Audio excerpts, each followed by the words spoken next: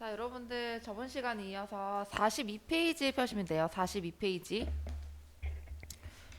우리 저번 시간에 잠깐 소설에 대해서 했는데 오늘은 서술이랑 어떻게 이제 글이 전개되는지, 그리고 이제 서술자가 작품 안에 있는지 밖에 있는지 그거를 한번 우리가 잡고 작품으로 이렇게 들어가 보도록 할게요.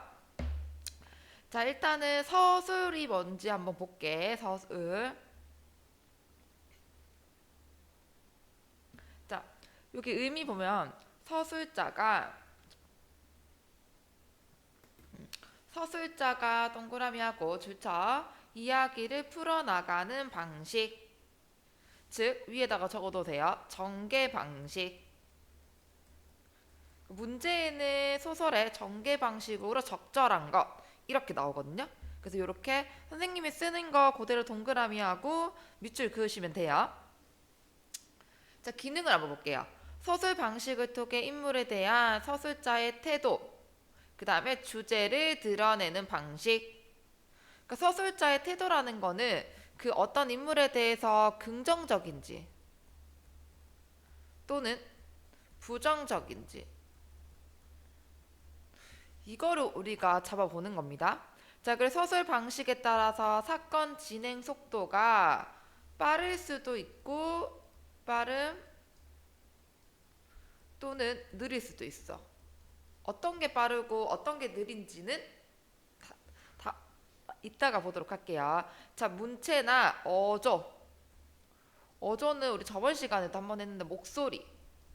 소설 안에서 어떤 목소리를 내고 있는지를 볼 거예요. 자, 여기 시점 돼 있지. 자, 시점을 한번 적어 놓고 시작 한번 해볼게. 얘는 서술자의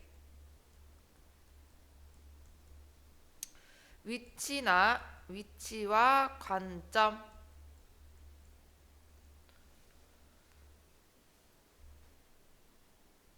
그래서 밑에다가 보겠습니다. 자, 그럼 서술 방식에 어떤 유형이 있는지 한번 볼게. 자, 인물 제시 방법은 인물의 심리나 그다음 성격을 서술자가 다른 등장인물이 직접 서술. 그러니까 이런 것들이지. 착하다,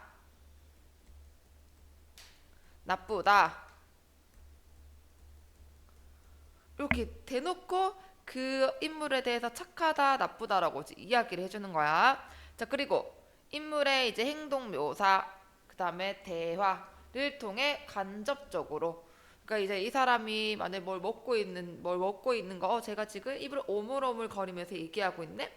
그리고 대화를 주고받는 걸 통해서 이 사람이 착하다, 이 사람이 나쁘다를 우리가 알 수 있게끔 해주는 거야.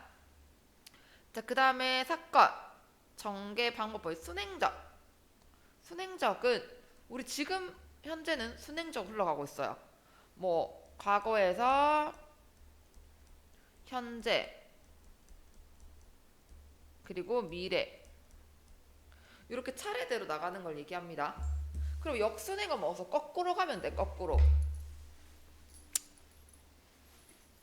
자, 거꾸로 어떻게 가냐면 현재에서 뭐 과거 이렇게 가는 겁니다. 자, 그럼 액자식은 뭐냐면은 액자식. 자, 액자식은 이렇게 이야기가 있고 이야기 원 그리고 또 다른 이야기가 있는 거야. 이야기 투. 됐죠? 내가 만약에 지금 이렇게 국품수에서 수업을 하고 있다가 너희들한테 야, 쌤이 있잖아. 어제 꿈을 꾸었는데 너무 무서웠어. 막 가위에 눌리고 어떻게 가위를 눌렸냐면 그 가위에 눌린 이야기가 또 하나의 이야기가 되는 걸 얘기하는 겁니다. 이거는 작품이 나오면은 한번 나와 설명하도록 할게요. 자, 시점은 아까 얘기했지 선생님이. 시점 뭐였어? 서술자의 위치와 관점에 대해서 이제 얘기를 하는 거야.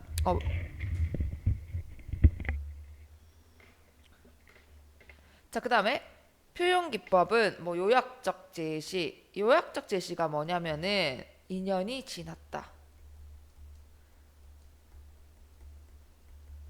예를 들면 이런 거야. 됐죠? 2년이 지났다. 그럼 2년 동안 있었던 일을 다 어떻게 하고 있는 거야? 다 스킵시키고 한 줄로 끝내버리는 거 얘기하는 겁니다. 내적 독백은 혼잣말이야. 혼잣말. 혼자 하는 말.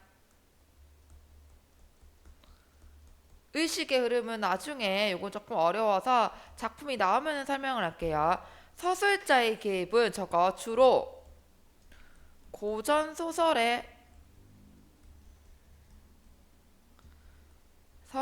나옴. 현대소설에서는 거의 나오지 않습니다. 고전 소설에서만 나오는 거기 때문에 이제 이거를 한번 하면은 나중에 작품이 나오면은 보면서 하도록 할게요. 그 다음에 이제 2번 시점을 한번 가볼게. 자, 시점은 아까 선생님이랑 같이 한 것처럼 밑줄 그어볼까? 서술자의 위치와 관점을 말한다. 자, 위치라는 거는 저거 작품 안에 있냐, 작품 밖에 있냐에 따라서 나뉘어. 됐죠? 자, 그래서 유형에다가 우리 별표를 하나 해봅시다. 별표. 자, 안에 있는 거와 그 다음에 밖에 있는 거를 한번 구분 한번 해볼게. 안에 있다는 거는 내가 서술자가 이제 안에 있는 거잖아. 그래서 1인칭 주인공 시점. 자, 주인공인 나 동그라미. 자신의 이야기 동그라미. 그래서 주인공의 내면 세계를 이야기하겠지. 그러면은 솔직하겠지. 내가 주인공이야. 내 이야기를 하는 거야. 자, 그다음 관찰자가 있죠. 작품 안에서 나가 등장해. 근데 얘는 주인공이 아니야. 주인공이 나가 아닌 거야. 그렇기 때문에 나가 아니라 다른 등장인물을 관찰하는 거야. 등장인물이 다른 등장인물이 뭐냐면은 주인공. 오케이? 자, 그 다음에 관찰자 3인칭 밖에 있으니까 나가 될 수가 없겠지. 밖에 제3자가 되는 겁니다. 자, 작품 밖 서술자가 관찰자. 그래서 사건이나 인물의 행동을 서술. 그러면은 내가 밖에는 너희들을 보는 거기 때문에 어떻게 써? 객관적이겠지. 있는 그대로 하는 거야. 자, 전체와 작가 시점 많이 나옵니다. 자, 얘는 주로 저거 고전 소설에서 등장. 자, 한마디로 적으세요. 신입니다. 신. 다 알아. 볼까? 작품과 서술자가 전지전능한 위치에서 사건뿐만이 아니라 인물의 심리나 행동을 분석. 즉, 인물의 심리까지 정확히 서술하는 거야. 그렇기 때문에 신인 거야. 하늘에서는 우리가 어떤 행동을 하고 어떤 마음가짐이 다 알잖아. 이게 바로 그 시점이라는 거야. 됐죠?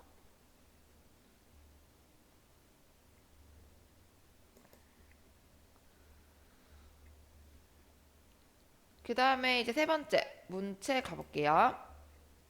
자, 문체는 작가가 문장을 구성하는 독특한 방식. 문체를 통해 작가의 개성을 느낄 수 있고 주제를 파악한다. 세 가지가 있는데 요거를 이제 별표 한번 해보고 서술, 묘사, 대화.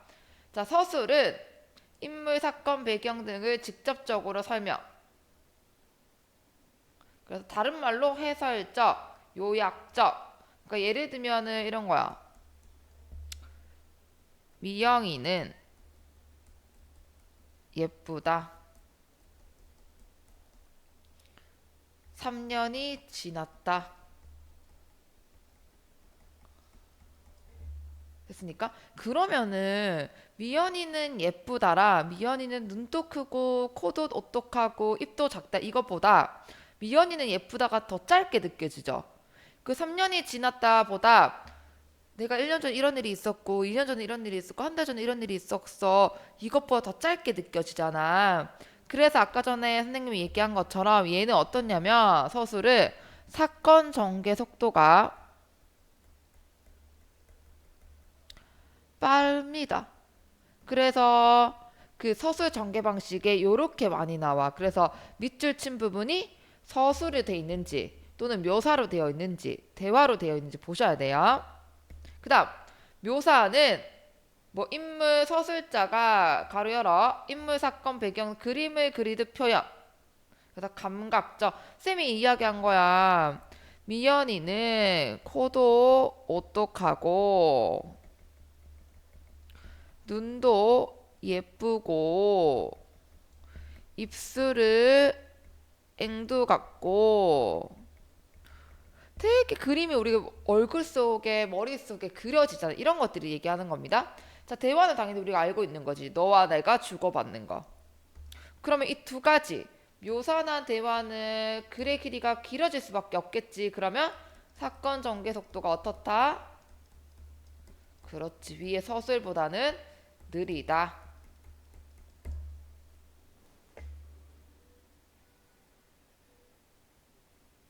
됐나요?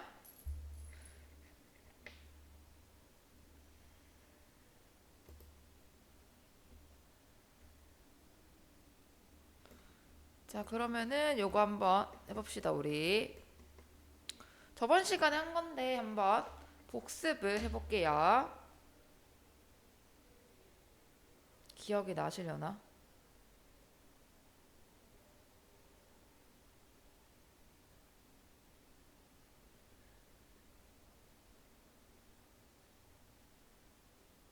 자, 어조는 말투라고 이야기했어, 저번 시간에. 말투. 해학적. 웃음을 유발하는 어조. 예를 들면은 이런 거. 아, 저거 좀 돼요. 어,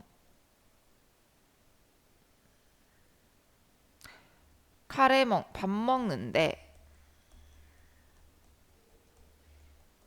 똥 이야기 노노 이거를 똥 먹는데 밥 이야기 노노 이런 식으로 얘기하는 거야. 이렇게 뭐야? 우리 밥 먹는 게 하는 거 아니잖아. 맞잖아. 똥을 왜 먹어? 이런 느낌을 주는 겁니다. 너희는 웃기지 않더라. 문학에서는 이렇게 얘기하는 거야. 자, 풍자적은 이제 부정적 현상을 희화해서 비판하는 거. 냉소적은 비웃거나 낮잡아 보는 어조.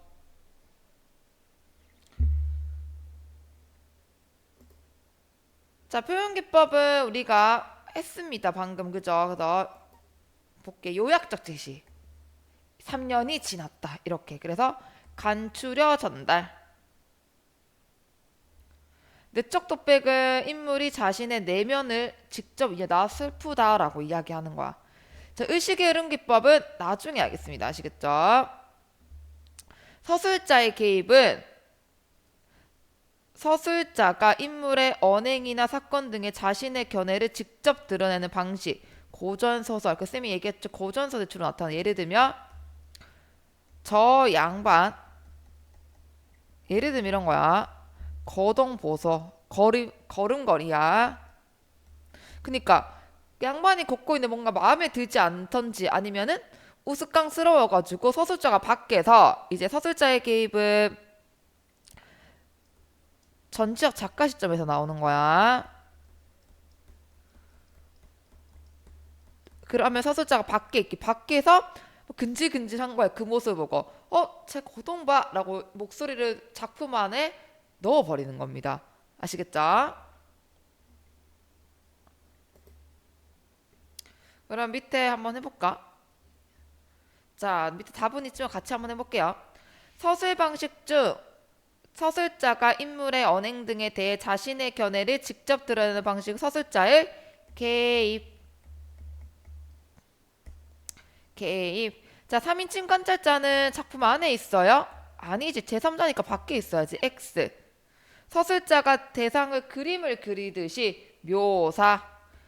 미영이는 눈은 어떻고 코는 어떻고 이렇게 얘기를 하는 거. 우리가 상상을 하게끔 만드는 거죠. 자, 그 다음 가볼게요. 원미동 시인 말고 뒤에 넘겨서 무사와 악사를 볼 거야. 근데 선생님이 문제를 풀 때 뭐부터 보라고? 작품을 볼 때? 그지. 작품을 보기 전에는 문제를 보라고 이야기했습니다. 그래서 한번 볼게. 2번이랑 4번의 힌트가 좀 많거든요. 46페이지로 가볼게요, 선생님도. 2번 먼저 보자. 사건에 대해서 정의했다. 그러면 이 작품이 이제 이러한 이야기가 펼쳐질 건데 요 순서가 나온다는 거지.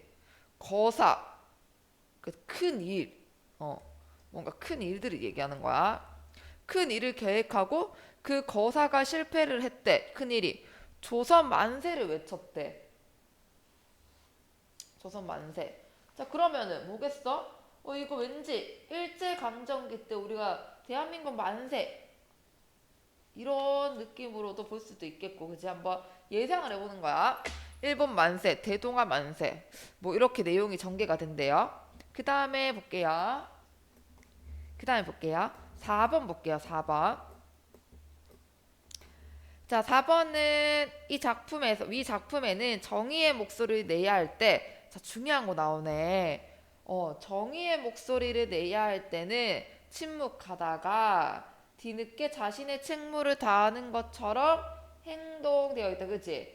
저거 지식인의 유형 1번이라고.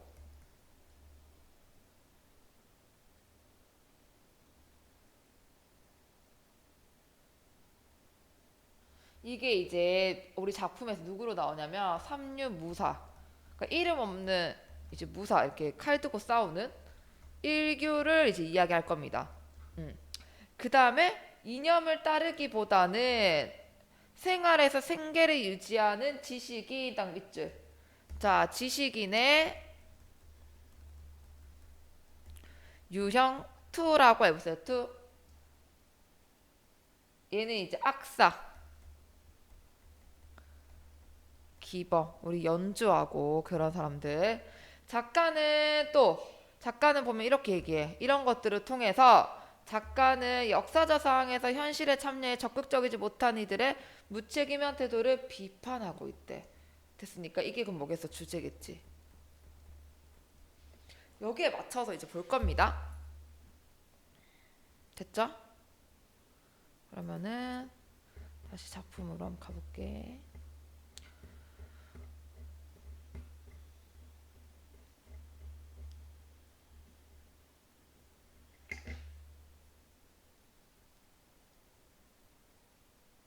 켰나요? 다시 앞으로 와서.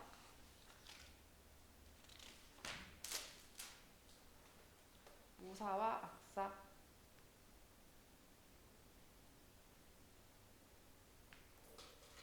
자, 선생님이 전체적인 이제 이야기를 한번 하고 작품으로 들어가 볼게요. 그래서 너희는 하나의 이야기처럼, 선생님이 지금 약간 라디오처럼 할 테니까 그래서 편안하게 듣고 우리 작품을 같이 봅시다.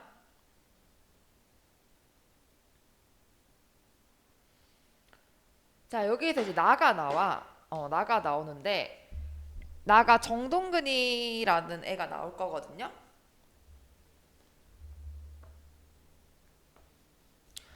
근데 이제 친구의 이제 그 사망 소식을 듣게 돼요. 김기범이라고.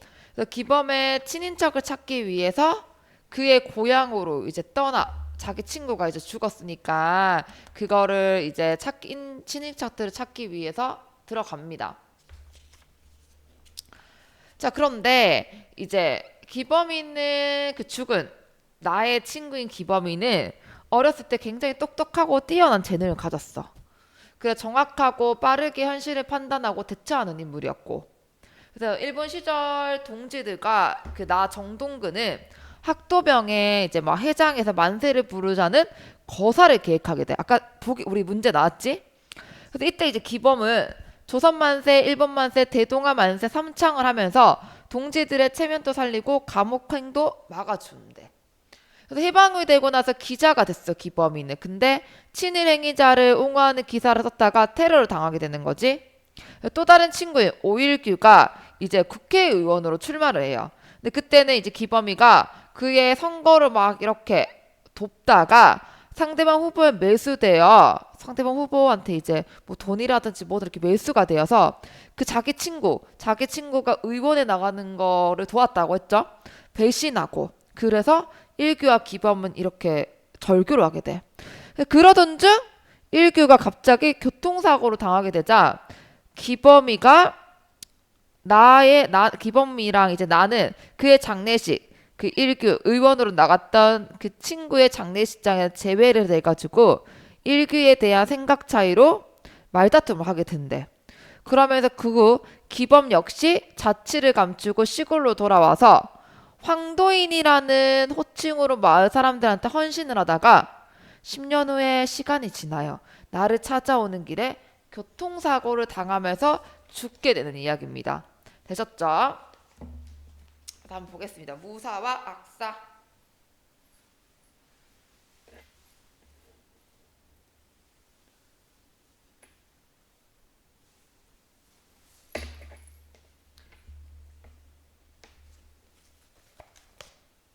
자, 볼게요. 자, 일단은 여기 위에다가 하나 시작할게. 일본 유학 시절의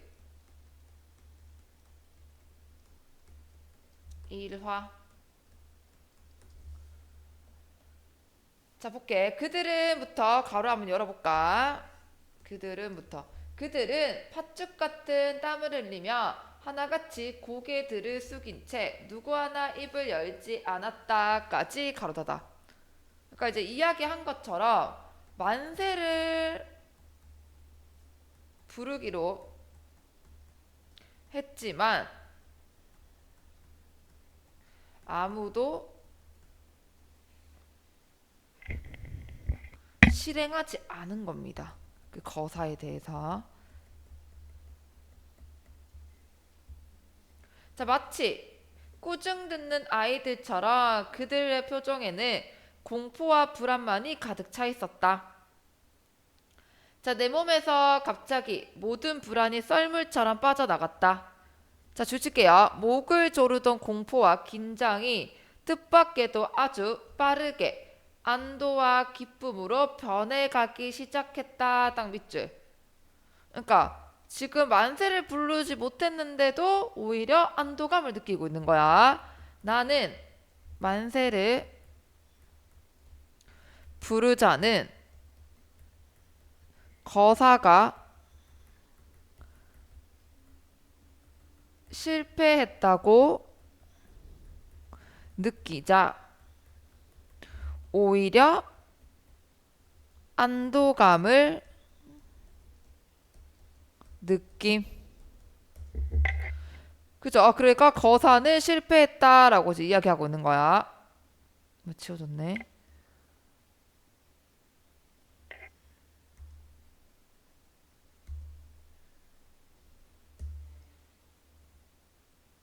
자, 여러분들 못 적었으면 일시 정지를 해서 적어주시면 감사하겠습니다. 선생님이 모르고 지워버렸어요.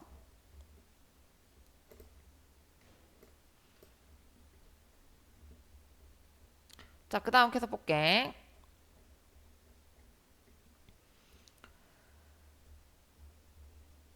자, 거사가 실패했다라고 이제 이야기를 했어. 그랬는데 그럼에도 불구하고 안도감을 느꼈대. 그리고 거사가 실패했다고 생각을 하자 오히려 아주 당연한 기결처럼 느껴졌다. 당연한 것처럼 느껴졌대. 그동안 불안과 공포했던 자신이 나는 나에다가 동그라미. 자, 이름 적어 놓으세요. 정동근. 쌤이 이제 전체 스토리 얘기해 줄 때 정동근. 이 순간을 견딜 수 없이 우스꽝스러웠다. 지금까지 나를 짓눌러 온 온갖 불안에서 나는 불과 몇십 초 사이에 깨끗하게 해방된 것이다. 그러나 바로 이때 나는 또 한 번 무서운 공포에 휩싸였다. 그것은 안도감에 잠긴 나를 몽둥이로 내려치듯 통렬하게 흐려졌대. 그러니까 갑자기 이제 무서워진 거야 또. 누군가가 돌연 자리를 박차고 두 손 높이 쳐들며 이렇게 외쳤대. 자, 가로 열게요. 줄칠게. 조선 만세라고 얘기하지. 즉 누군가는 거사를 실행을 한 겁니다. 누구였대? 기범이었대. 기범 동그라미 인물 나왔으니까. 자, 그는 우렁차게 만세를 부르는 그대로 앞좌석에 홀로 대뚝하게 서 있었다. 그 장내 그 안에는 고요했대. 모두 시선이 기범에게 집중되었다.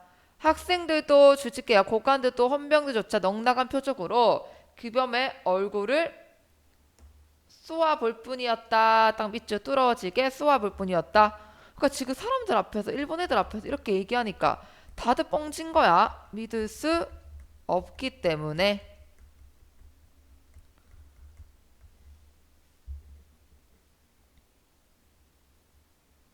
자, 그다음.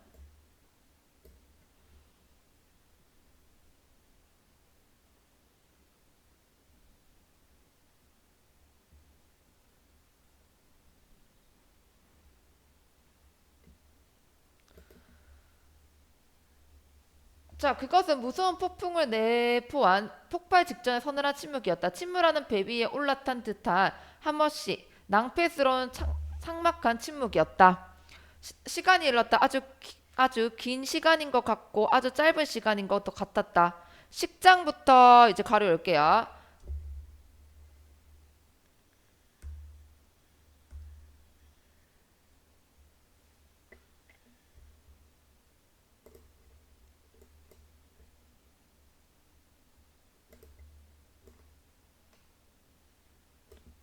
요게 식장부터. 자, 식장에부터 가로 열고 식장의 경비를 맡고 있던 헌병들은 이윽고 긴장된 표정으로 저마다 긴 칼자루에 손을 대기 시작했다까지 가로 닫아. 왜 그럴까? 적어볼까? 체포해야 되지. 조선 만세를 부른 외친 기범을 체포하기 위해서.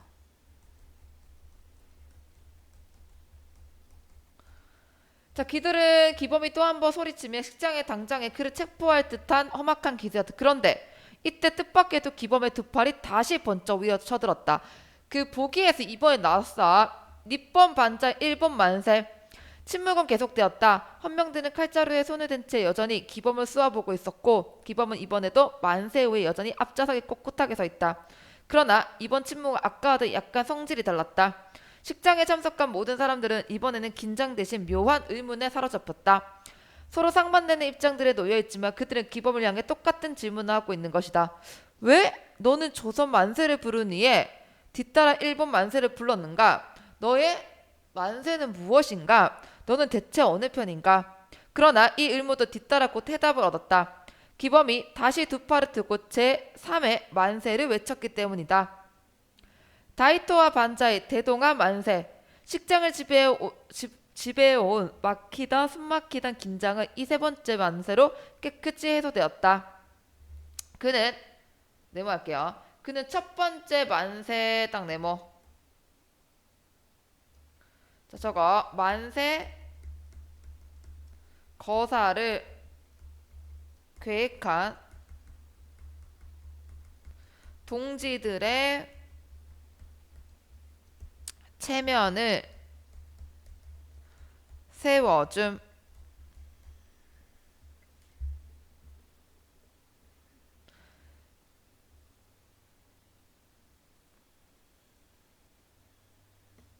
자, 두 번째와 세 번째 만세는 동지들을 위험에서 구해준 거다. 즉, 두 번째와 세 번째 딱 밑줄. 이걸 감옥행을 막아줬다는 거지. 첫 번째 조선 만세였다면 다 잡아갔을 건데 이제 그렇지 않다는 거죠. 감옥행을 막아줌. 일본 만세. 그 다음에 이제 대동아 만세를 외치면서 나는 사건이 끝난 후에 기범이 어째서 거사의 증인임을 자처했는지 깨달았다. 그는 사전에 이미 거사가 실패할 것을 예견했고 만일 성공할 기미를 보였다면 처음부터 거사를 실패시킬 목적이었다라고 이야기를 했습니다.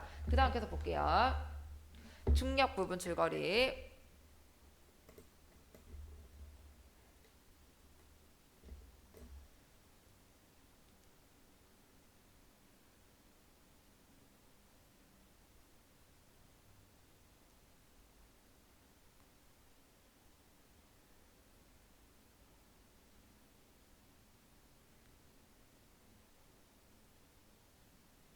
기범은 잉일규를 배신한 적이 있음에도 이제 아까 쌤이 이제 전체 줄거리 이야기한 것처럼 이제 의원을 준비하던 친구라고 이야기했지 일규가. 근데 이제 얘가 그 반대당한테 매수를 당해가지고 이렇게 배신을 한 거야.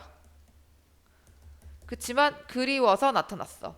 나는 이제 기범과 대화를 나누는 거야. 그래서 여기 앞에 장례식장을 딱 적어놔. 장례식. 그럴듯한 음모였지만 나는 참을 수 없는 모욕감을 느꼈다. 도둑놈아, 주처, 도둑놈아 억지 쓰지 마라. 너는 파렴치범에 불과하다. 밑줄. 저거 기범에 대한 나의 평가야.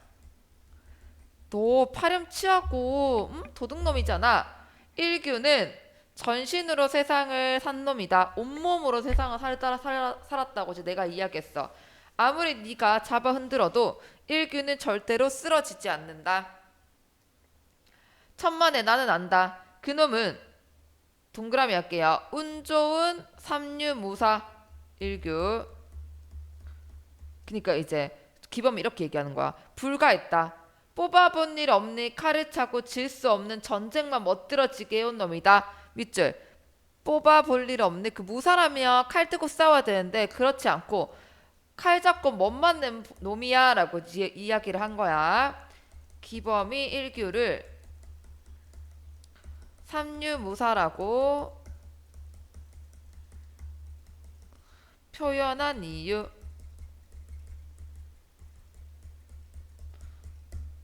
나는 세상에서 가장 혼탁할 때는 일규가 어디 있는지 본 적이 없다.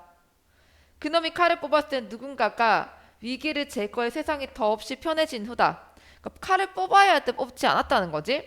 이것이 바로 무사의 허풍스러운 모습이고 무사가 너희한테 존경과 사랑받는 소치인 것이다.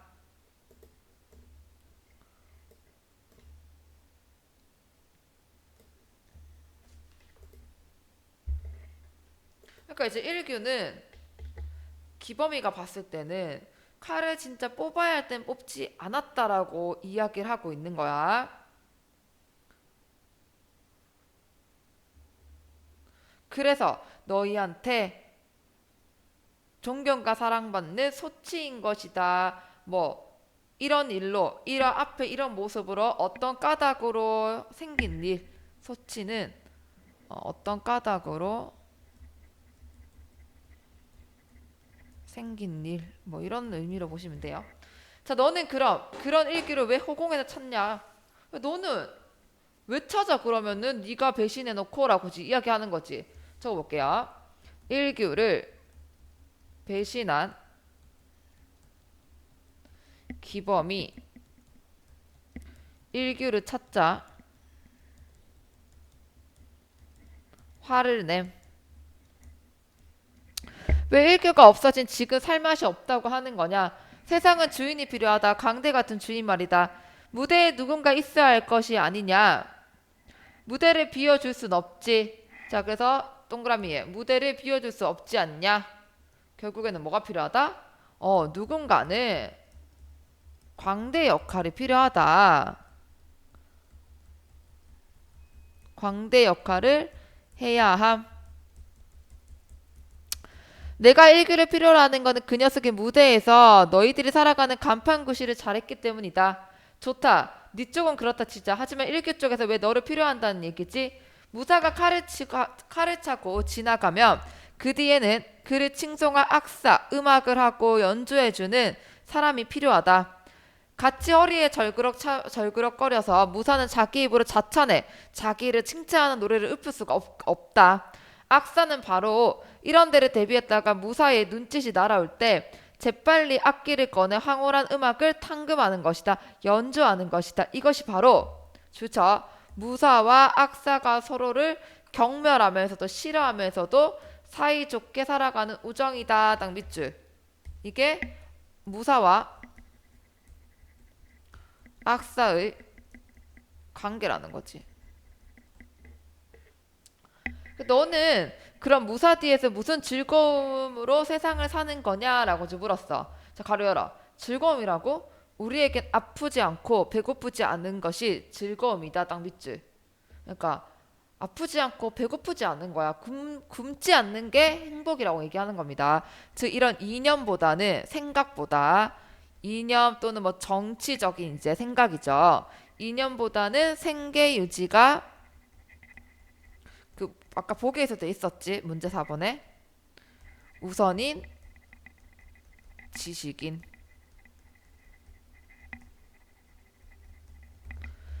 나는 살고 있어서 살아남아서 고마울 뿐이다. 사람이 산다는 것에 더는 그 이상 무슨 뜻이 있다는 거냐? 사람이 사는데 그 정도의 의미밖에 없다면 사람과 동물과 대체 뭐가 다르다는 거냐?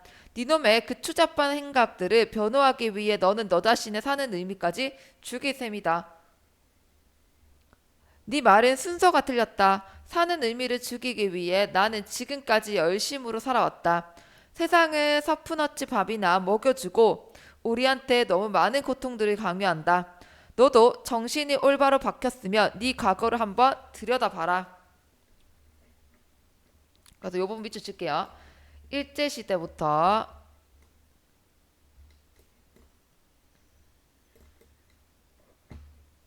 자, 이 부분 일제시대와 대동아 전쟁, 조국 해방과 남북 분단, 6.25, 동족상자, 4.19, 5.19 혁명, 즉 우리 민족이 겪은 역사적 시련. 조국의 해방과 이런 이제 너는 어디 있었냐? 뭘 했냐? 네가 한 일이 대체 무엇이냐? 우리 모두가 살아남은 게 고작이었다. 반만 년 역사 동안 우리 영감들이 그랬듯이 우리도 그냥 똥이나 싸고 아침 저녁으로 자식들이나 만들었을 뿐이다. 36년부터 가로 열게요. 36년 동안 일제하에 있으면서 2천만 동포는 무엇을 한 것이냐? 대체 그들이 무엇을 했길래 일제가 물러가자 반민특위를 조직한 것이냐? 정권이 한 번씩 바뀔 때도 엄청난 얘기들이 쏟아져 나온다. 그러나 그것들은 정권이 바뀌었을 때 비사나 비록으로 공소시효가 지난 후일담으로 나왔다. 무수한 양심이란 것들이 그들의 전쟁 진행을 목격했지만 그것들이 진행하는 동안 누구 하나 끽소리가 없었다. 그러니까 목소리를 제대로 내치지 않았다는 거야. 즉 혼란이 이제 안 좋은 시절 36년 동안 일제가 지나고 나서야 야 우리 정의 일제 친일했던 애들 다 나와 이런 식으로 목소리를 냈다는 거야. 그 많은 정의와 양심들은 그때는 모두 어디 들어봤겠냐? 일제 하에 있을 때는 다 어디 있었냐? 그것이 바로 네가 말하는 그 고결하고 깨끗하고 존경받을 만한 의의가 있는 삶이냐? 의미가 있는 삶이냐? 우리는 악사다. 재산이라고는 아주 잘 트인 목청 하나밖에 가진 것이 없다. 까지 가로 닫을게요. 그래서 여기까지 이제 화를 엄청 내고 있죠. 적어 놓을게. 혼탁한 더러운 세상이죠. 세상이 평온해진 후에야 나타나 정의를 외치는 사람들을 어떻게 하고 있어? 비판.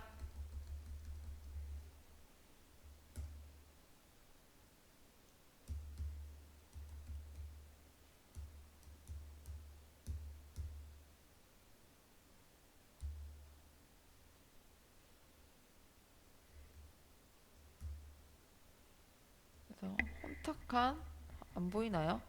혼탁한 세상이 평온해진 후에야 나타나 정의를 외치는 사람들을 비판. 됐죠?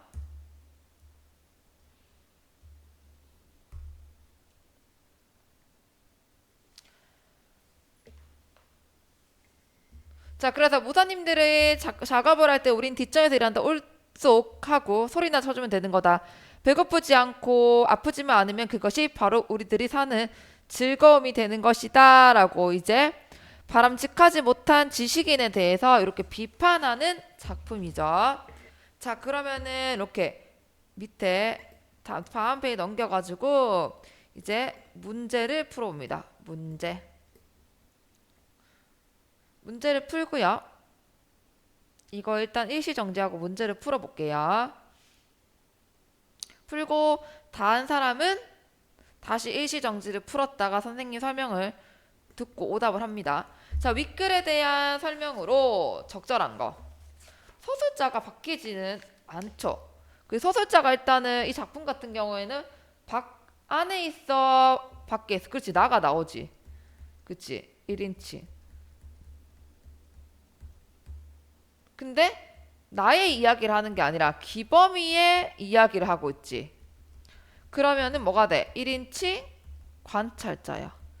기범이의 생각과 기범이의 이야기를 주로 얘기하고 있기 때문이죠. 그러면은 교체도 안 나오고 공간에 대한 묘사 나와요. 여기 지금 이 공간은 어떻게 생겼고 안 나오지? 작중 인물의 서술자 누구? 나. 인물의 말과 행동을 제시 기범. 나오지? 독배가 안 나옵니다. 대화가 나오지. 동시에 일어난 사건 아니죠. 같이 이렇게 다르게 일어난 일들에 대해서 얘기를 하고 있는 거지. 자, 그 다음에 2번. 사건을 정리했다. 적절하지 않은 거. 나는 기범이 A에 참여한 이유를 이가 끝난 후에 알았다. 그러니까 보면은 나는 사건이 끝난 한참 후에 거사를 실패시킬 목적이었다라고 이야기가 나오고 있지. 동그라미. 나는 B에 대해서 오히려 안심했다라고 첫 번째 문단에 나오고 있죠. C를 듣고 사람들이 집중됐지. 그지? 그 다음에 헌병들은 D를 행한 이유를 알고 있어. 모르잖아. 그래서 다들 똑같은 의문을 가졌을 거다라고 이야기를 했잖아. 4번. 그 다음에 이제 3번 가볼게요. A에 대한 설명으로 적절한 것은 A가 이제 방금 우리가 마지막 부분 이제 읽은 거잖아. 그 위에 무사가 칼을 차고 나간 후에 바로 악사가 필요하다. 자기 입으로 어떻게 자찬의 노래를 할 수 없기 때문에 그게 바로 무사와 악사의 관계다라고 이야기를 하는 거지. 그러면 몇 번입니까? 2번이지. 다른 대상에 빗대어서 뭐 일규를 뭐라고 무사 그 다음에 자신 기범이죠. 기범 자신은 악사에 비유하고 있잖아. 됐죠? 그 다음에 마지막 4번 위 작품에는 이제 나왔던 거 기억 세상이 편해진 기억을 보면은 볼까요? 기억 나는 세상이 혼탁할 때 일기가 어디 있는지 몰랐다. 밝아진 후에 나타났다. 그러면 세상이 편해진 후에 행동한 것을 뒤늦게 자신의 책무를 다하는 것처럼 행동하는 모습이다. 그지? 일규는 한 번도 제대로 자신의 칼을 뽑아야 될 때 칼을 뽑은 적이 없어 라고 얘기를 하고 있는 거죠. 답은 1번.